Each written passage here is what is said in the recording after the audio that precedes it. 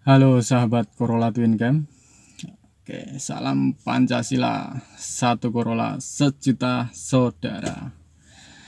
Oke, di kesempatan kali ini saya mau membahas permasalahan overhead ya. Tentu tidak jarang ya kita temui permasalahan overhead. Nah, permasalahan overhead itu apa yang harus kita cek? Nah, biasanya bengkel menganjurkan untuk buka silinder kop ya untuk diseleb. Memang yang paling sering terjadi memang itu permasalahannya. Tapi sebelum kita membawa mobil kita ke bengkel, nah, kita pastiin dulu nih permasalahan-permasalahan kecil yang bisa menyebabkan overhead teman-teman. Jadi jangan buru-buru langsung ke bengkel lah, seperti itu. Atau misal overhead posisi di jalan dan kita kalau kita punya kunci ya, tapi kalau nggak punya kunci ya, misal pun kita bisa atau kita buka YouTube dan kita tahu caranya ngecek permasalahan-permasalahan kecil, tapi kalau nggak ada kunci ya tetap nggak bisa ya, paling tetap cuma telepon bengkel langganan.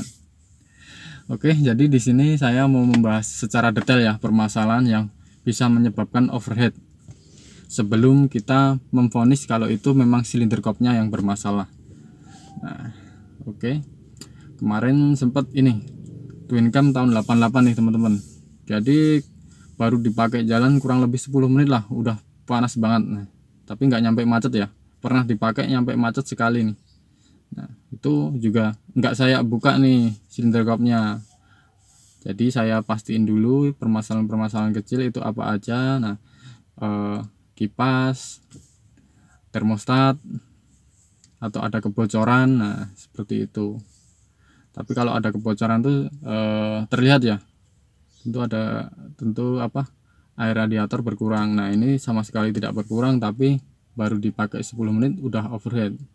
Dan angin apa itu yang selang buat nyedot di tampungan tuh nyembur, jadi air di tampungan radiator tuh kayak kayak mendidih karena ada semburan angin. Nah, seperti itu. Nah, jadi pokoknya sebelum ke bengkel dipastiin dulu permasalahan-permasalahan kecilnya. Kalau memang nggak ada masalah, nah berarti memang harus dibuka silinder kopnya. Nah, untuk buka silinder kopnya, nah jangan main-main ya. Misal bener-bener nggak paham, jangan coba-coba, nanti malah jadi ngerusak. Karena itu apa, buka silinder kop itu nggak semudah yang kita lihat di YouTube. Jadi apa ya, yang ditampilkan di YouTube biasanya yang enak-enak. Tapi insya Allah di sini saya membahas secara detail ya. Jadi permasalahan-permasalahan yang ada benar-benar real gitu loh. Oke, sebelum lanjut nonton videonya, seperti biasa jangan lupa tinggalkan subscribe supaya channel ini semakin berkembang dan saya juga lebih bersemangat lagi membahas secara detail supaya teman-teman juga tahu. Misal yang awam memang nggak ini apa, nggak bisa bongkar dan nggak berani bongkar, paling enggak kan tahu. Jadi kalau ke bengkel yang bukan langganan, kadang kan kita suka berpikir negatif ya sama bengkel yang kita benar-benar belum tahu, maksudnya belum pernah ke situ. Nah, wah jangan-jangan nanti ini diganti ini. Nah, kalau kita sedikit tahu permasalahan mesin kan kita juga nggak sewas-was itu ya. Jadi misal bengkel, oh ini harus diganti ini, kita tahu ini diganti beneran apa enggak gitu. Oke, seperti itu ya teman-teman ya. Jadi apa, pokoknya saya akan bahas secara detail supaya teman-teman paham. Oke, simak terus video ini, jangan sampai di skip supaya benar-benar paham. Oke, kita eksekusi yuk ke ruang mesin. Oke teman-teman semua, jadi penyebab overhead itu nggak selalu ini ya, apa maksudnya, penanganan overhead nggak selalu langsung dibuka silinder kopnya ya untuk diseleb. Nah, kasus yang pernah saya temui kemarin, nah baru kemarin banget nih, jadi setiap dipakai jalan baru 10 menit udah overhead.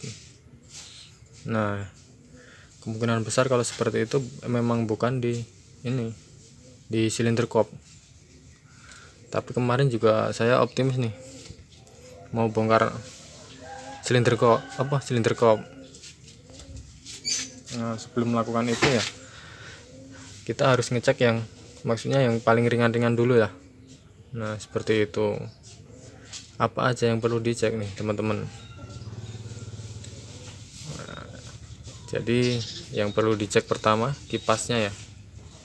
Kita pastiin kipasnya tuh muternya kenceng enggak. Nah, ini ya posisi kipasnya ini ya.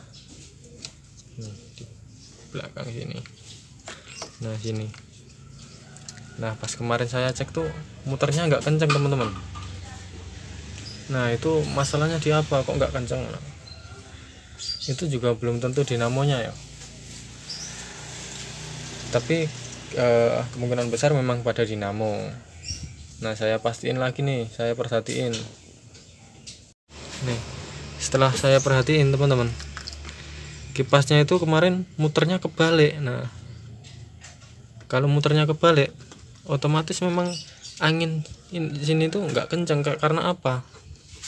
Nah, karena kan harusnya anginnya itu ke sana ya, ke sana. Jadi dari radiator anginnya tuh ke sana, ke belakang. Nah, kemarin tuh kebalik, jadi muternya malah ke depan. Maksudnya anginnya ke depan.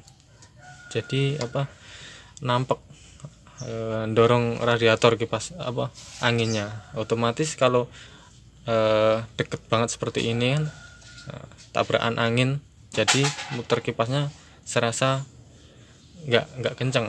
Nah, seperti itu teman-teman. Nah, saya benahi tuh, saya balik kabelnya, karena kalau kabel dinamo kipas seperti ini bolak-balik nggak masalah ya, cuman beda putarannya aja. Nah, sepele nih, tapi ini juga bisa bikin overheat. Misal ada yang nggak percaya, langsung aja coba nih. Pasti nggak nunggu lama, langsung overheat. Nah, seperti itu. Nah, permasalahan kedua yang cukup gampang nih, itu pada termostat. Karena kemarin mobil twin cam tahun 88 ternyata masih ada termostatnya teman-teman. Nah, buat mastiin masih ada atau nggak perlu dibuka ya. Letaknya di sini. Kemarin udah sempat saya bahas nih. Letak termostat ada di dalam sini ya. Jadi buka baut 2 ini, nanti di dalam sini. Ini tinggal kita lepas, tarik ke ini, langsung kelihatan ada termostatnya enggak. Tapi untuk mastiin ada termostatnya enggak usah buka itu juga udah bisa teman-teman. Jadi kita buka nih, tutup radiator.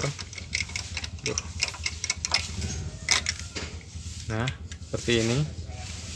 Kita nyalain mesin. Nah, kita nyalain mesin, air di sini itu tetap anteng. Kita gas gitu, nggak ada sirkulasi.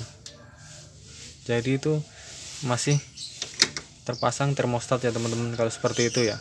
Kalau udah nggak dipasang termostat, nah ketika mesin nyala, digas istilahnya RPM agak tinggi dikit lah, 1000 atau di atas 1000 berapa gitu, pasti ini sirkulasinya kenceng. Airnya sirkulasinya kenceng teman-teman, kelihatan gerak.